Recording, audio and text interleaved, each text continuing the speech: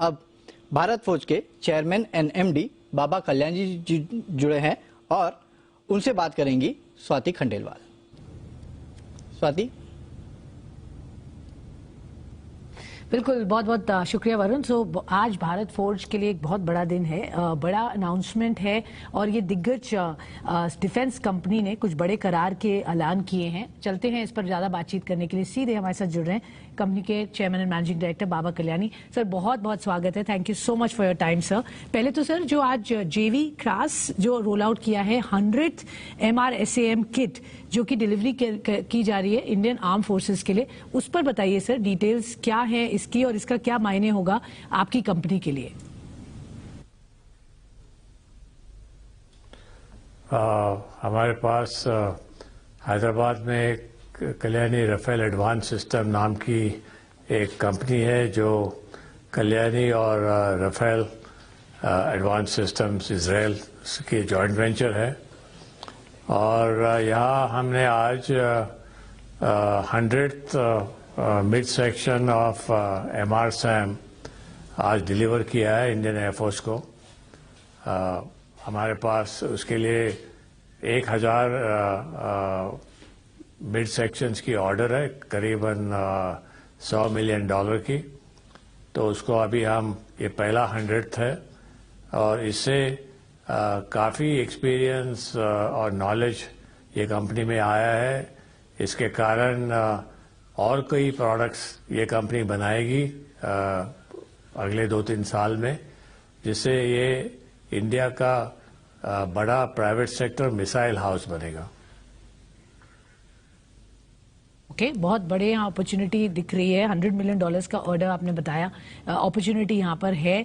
So clearly ये एक step है इस डायरेक्शन में। लेकिन सर अगर हम ओवरऑल आपके बिजनेस की बात करें और जिस तरह से आपने अभी हाल ही में BFL 2.0 स्ट्रैटेजी अनाउंस किया, आई थिंक ये एक नेक्स्ट डायरेक्शन दे रही है आपकी कंपनी के लिए, जहां पर आपने नए बिजनेसेस की बात की है, defence, electric mobility and castings पर जो खास फोकस रहेगा।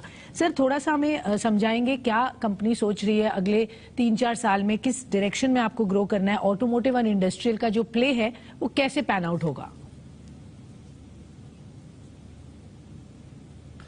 जैसे इंडिया की इकोनॉमी बढ़ रही है, जैसे कि आपने कई बार सुना होगा माननीय पंतप्रधान जी से कि we are targeting India's economy by 2047 to reach $30-35 trillion।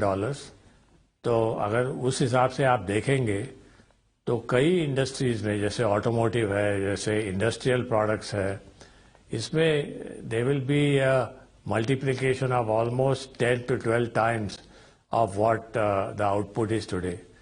तो हमने तय किया है कि जो हमारे लिए टेक्नोलॉजिकली एडवांटेजेस जो चीज़ें हैं, क्योंकि इसमें सब मटेरियल्स, मेटलर्जी की टेक्नोलॉजी लगती है, तो इस क्षेत्र में हम ज़्यादा एक्सपैंड करेंगे। तो इसी कारण से ये भारत फोर्ज 2.0 का जो रिस्ट्रक्चरिंग किया है 5 क्षेत्र में, उसमें से ये 2 क्षेत्र है, डिफेंस तीसरा है, इलेक्ट्रिक मोबिलिटी चौथा है और एरोस्पेस 5वां क्षेत्र है। तो ये 5 ही क्षेत्र में हम काफ़ी जोर से कोशिश कर रहे हैं। एक अच्छा ऑर्गेनाइजेशन बनाया है हर एक क्षेत्र के लिए और हमें उम्मीद है कि इससे यहाँ से अगर 2030 एक टारगेट रखा जाए तो हमें काफ़ी ग्रोथ मिल सकता है। ओके, बिल्कुल सर, ये अपॉर्चुनिटी एरियाज हैं जिसके आपने 5 सेक्टर्स और 5 वर्टिकल्स की बात की। लेकिन सर क्लियरली इसमें कैपिटल इंटेंसिव सेक्टर्स है ये, और शुरू से ही हम देख रहे हैं आपने जबरदस्त इन्वेस्टमेंट्स किए हैं और उस पर रिटर्न ऑन इन्वेस्टमेंट भी मिले हैं। आपकी प्रेजेंस इन सभी स्पेस में काफी डोमिनेंट है। बट आगे चूंकि अब आपने नेक्स्ट स्ट्रैटेजी या BFL 2.0 की बात की, तो कितना कैपेक्स लाइन अप कर रहे हैं in each of these verticals और उसको कैसे जुटाएंगे सर? फंडिंग्स कैसे होंगी, कितना कैपेक्स है और कब तक ये इन्वेस्टमेंट्स चलेंगे सर? अभी अगर डिफेंस क्षेत्र देखा जाए तो काफ़ी इन्वेस्टमेंट और कैपेक्स हमने लास्ट 5 साल में ऑलरेडी किया है, तो हमें आगे जाके बहुत कुछ कैपेक्स नहीं लगाना है। अभी जो किया है, जो टेक्नोलॉजी डेवलप की है, उसको अभी हार्वेस्ट करना है। सो ज़्यादा से ज़्यादा हमें हार्वेस्टिंग करना है हमारे एग्जिस्टिंग कैपेक्स को। अभी कास्टिंग के क्षेत्र में हमने कंपनी खरीदी है कोयम्बतूर में, वहाँ थोड़ा कैपेक्स लगाएंगे, पर वहाँ भी उनकी टेक्नोलॉजी बहुत बढ़िया है, वो भी टेक्नोलॉजी हम हार्वेस्ट करेंगे।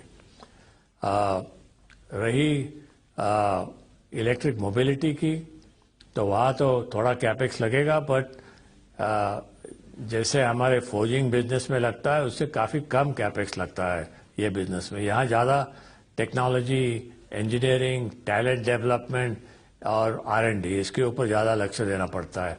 कैपेक्स की इतनी ज़रूरत नहीं होती है।